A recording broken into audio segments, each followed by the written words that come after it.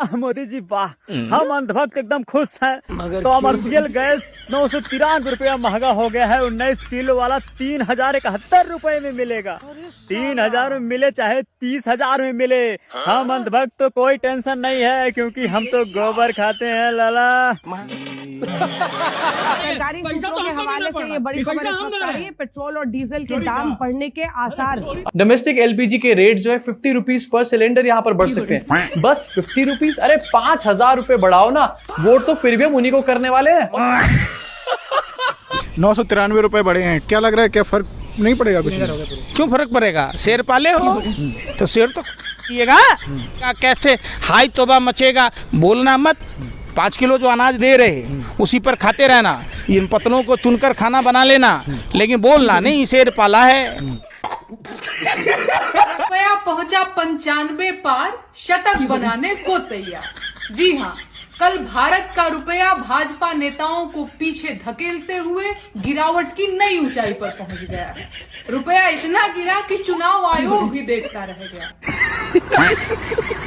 एक एक इंसान को पकड़ पकड़ के अंधभक्त बनाया जाएगा। अगर आप गोबर नहीं खाते हैं, खाना खाते हैं, तो खाना भी नहीं खाने दिया जाएगा। इतना महंगाई हो जाएगा, वाह मोदी जी वाह। पकड़ पकड़ के एक दूसरे को बनाया जाएगा अंधभक्त। इस देश में रहना है तो गोबर मूत पीना है। तो दोस्तों वीडियो देखकर समझ गए होंगे वीडियो कैसा होने वाला है। और जैसा कि बढ़ती महंगाई को लेकर इन लोगों ने कुछ ऐसी बात कही कि अब जानने के बाद चौंक जाएंगे। साथ ही राघव चड्ढा और अंजना को भी पूरी तरह से एक्सपोज कर दिया। और इतना ही नहीं, इस वीडियो में आपको बहुत हंसी भी आने वाली है, तो बने रहे वीडियो में एंड तक। तो चले बिना किसी देर किए करते हैं वीडियो को स्टार्ट। अब नया मॉडल आया है, कहीं लिट्टी चोखा खा लो, कहीं पर झालमुड़ी खा लो। अरे भैया, आपने बिहार चुनाव में लिट्टी चोखा खाया था, सतुआ खाया था, क्या हुआ? हर स्टेट में जाओ तो बोल दो, केरल में जाओ तो बोलो कि ओनम में सिलेंडर देंगे, क्रिसमस में देंगे।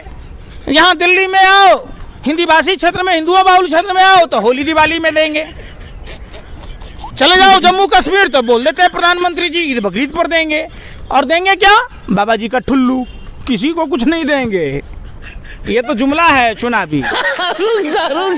कांग्रेस यहाँ पर मोदी जी को महंगाई मैन कह रही है। पिछले 4 महीनों में कमर्शियल सिलेंडर के दाम कैसे बढ़ाए गए। 1 मई 993, 1 अप्रैल 218, 7 मार्च 115 रुपए, 1 मार्च 31 रुपए, 1 फरवरी 50 रुपए, 1 जनवरी साल की शुरुआत में ही 111 रुपए का शगुन पकड़ा दिया था एलपीजी सिलेंडर के नाम पर हमारे देश की सरकार ने। कितना विकास हो रहा है यार, थैंक यू मोदी जी। मुझे तो एक्चुअली बुरा लग रहा है राघव चड्ढा के लिए। राघव चड्ढा ये कह रहा था कि मुझे जनता के सवाल नहीं उठाने देते थे। अब जाके भाई साहब जनता के सवाल उठाना जरा पार्लियामेंट के अंदर। Right man in right party. भले ही देश का रुपया $1 के मुकाबले 95 तक पहुंच गया हो, लेकिन अभी तक प्रधानमंत्री जी ने रुपए के पतले होने पर कोई बयान नहीं दिया है।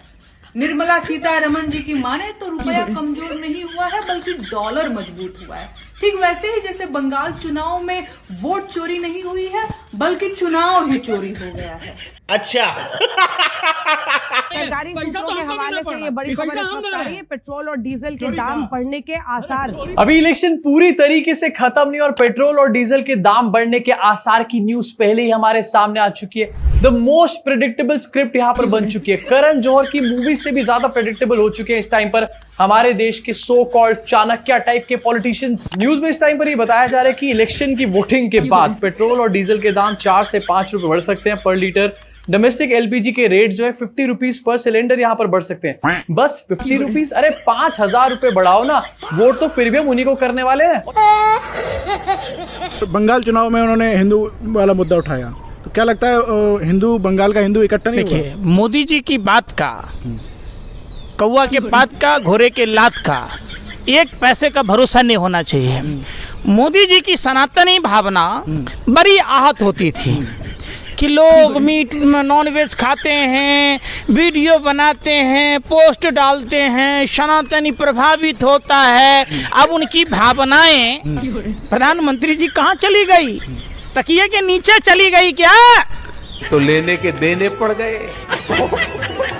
विधानसभा चुनाव खत्म हो गए, अब लुटने की तैयारी कर लीजिए। आपकी जिंदगी में जेब में आग लगने वाली है। कमाई का हाल आपसे बेहतर कौन जानता होगा, लेकिन खर्चे का जो हिसाब किताब बिगड़ेगा उसका अंदाजा तक नहीं होगा आपको। पेट्रोल, डीजल, गैस की कीमतें रॉकेट होने वाली हैं। नरेंद्र मोदी अब इसको और रोक नहीं पाएंगे। 3 महीने में क्रूड की कीमतें सीधे दोगुनी हो चुकी हैं, $126 प्रति बैरल। ईरान ने तंज कसा है कि यह तो कुछ भी नहीं है, आगे देखते जाना। बात तो सही है। लेकिन इलेक्शन के बाद ये पॉलिसीज कहां पर चली जाती हैं, कोई इसके बारे में सवाल नहीं पूछता। एंड सवाल करेगा भी कौन? हमारे देश की मीडिया तो खुद पैरों में गिरी हुई है। एक्चुअली में सच्चाई ये कि इस टाइम पर पेट्रोल डीजल के जो दाम है वो भी एक इलेक्शन कैंपेन का पार्ट बन चुके हैं। अब बात सबसे बड़ी यहां पर ये है कि ये कैंपेन सिर्फ वही कर सकता है जो कि इस टाइम पर सत्ता में बैठा होता है। जो विपक्ष के लोग होते हैं उनके पास ये लेवरेज नहीं होता। इनफैक्ट सिर्फ पेट्रोल और डीजल नहीं, और कई चीजों से रिलेटेड महंगाई, खाने से रिलेटेड, ट्रैवल से रिलेटेड महंगाई कई बार हमने देखा कि इलेक्शन से पहले रोक दी जाती है और इलेक्शन के जस्ट बाद उसको और ज्यादा यहां पर बढ़ा दिया जाता है एंड जनता को उसका डायरेक्ट इंपैक्ट देखने को मिलता है। अब धंधा बंद करवाएगा क्या? नहीं। तो दोस्तों इनका भी कहना सही है कि जब चुनाव सामने आते हैं तो फिर महंगाई को कम कर दी जाती है और जैसे ही चुनाव खत्म हो जाते हैं तो फिर महंगाई को बढ़ा दी जाती है। मुबारक हो अंधभक्तों, भारत की विश्व गुरु सरकार ने भारत को अपना ऐसा तोता बना लिया है कि 2026 की प्रेस फ्रीडम इंडेक्स में भारत नेपाल, श्रीलंका, भूटान, बांग्लादेश और यहां तक कि उस नल्ले भिखारिस्तान से भी नीचे आ गया है। 180 देशों की सूची में 157वें नंबर पर टंगा हुआ है। अब तुम ठहरे गोबर खाने वाले, तो तुम्हें पता भी नहीं होगा कि प्रेस फ्रीडम कहते किसे हैं। तो पहले प्रेस फ्रीडम का मतलब समझो।